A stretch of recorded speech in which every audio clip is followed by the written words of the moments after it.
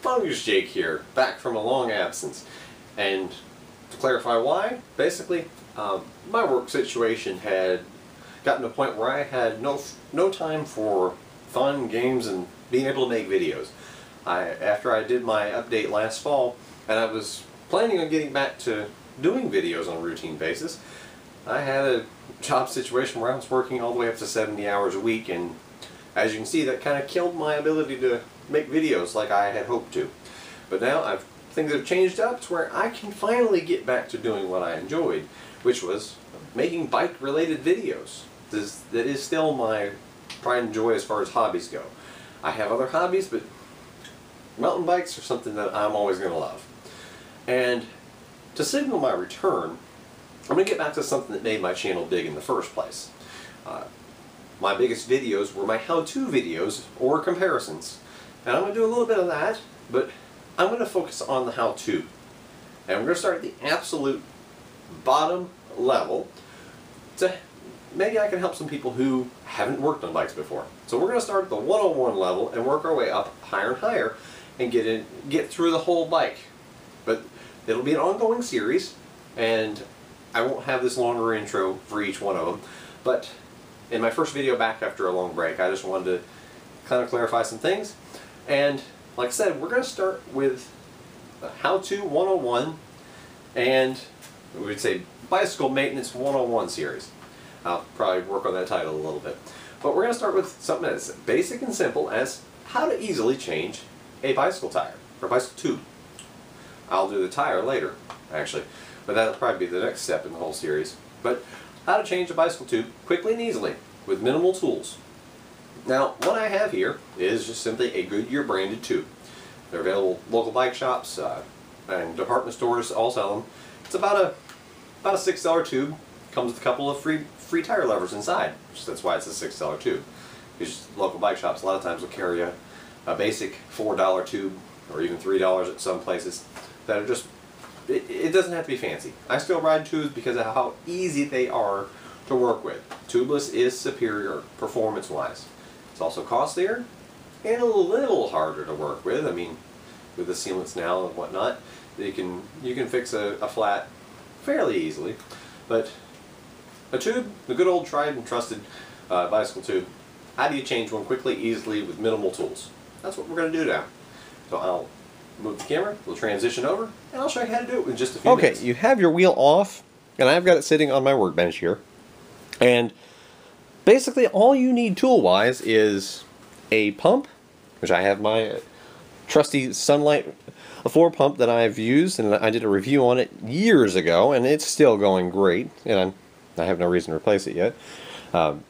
And along with that, of course, you need the tube and 2 tire levers. That's it. You need nothing else.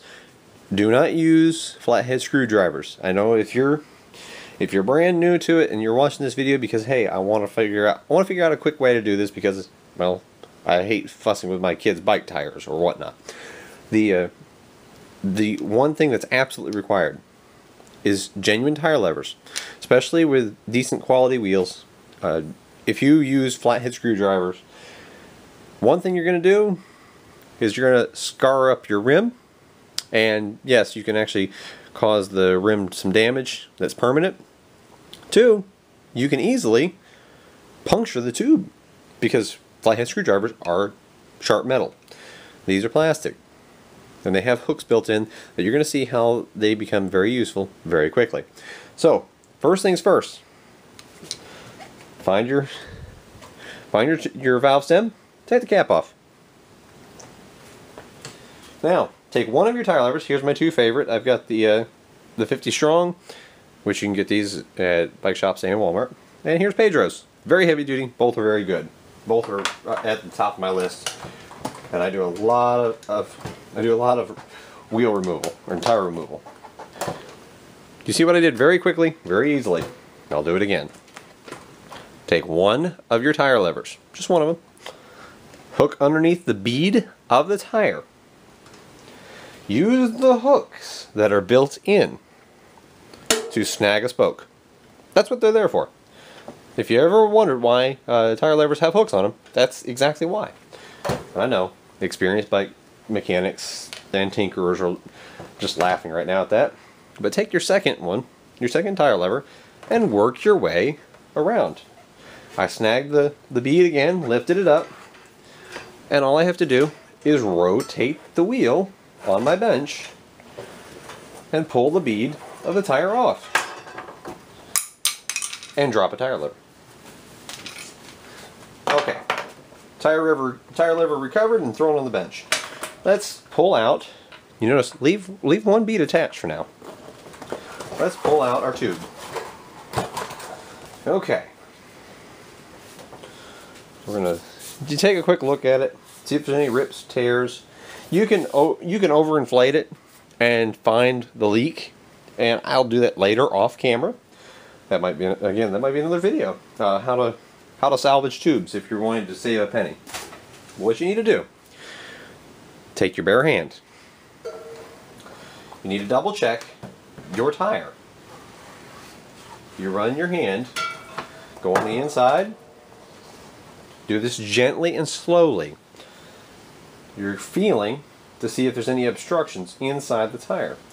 Was it, without checking your tube, what you're looking for is, was it something that punctured through and stayed in your tire that caused your flat or leaky tube?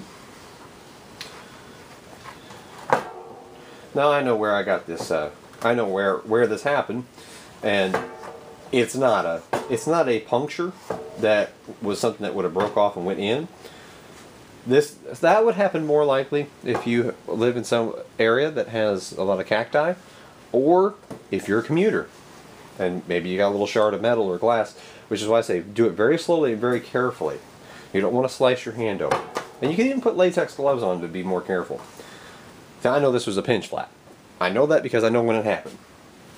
But as far as I can tell, I've went both on this side of the sidewall, the other sidewall, and down the tread pattern. Nothing in. So quickly, all we gotta do, grab our tube, open it up, and like I said, this one came with a couple of very simple light duty tire levers. They're not bad. For $6 for the tube and 2 tire levers. Normally these are the kind of tire levers that bike shop will have, you know, a little bucket near the cash register for 99 cents each. So not bad. So I paid basically $4 for the tube and $1 each for a couple of tire levers. Now, I'm going to unroll this, take off your cap.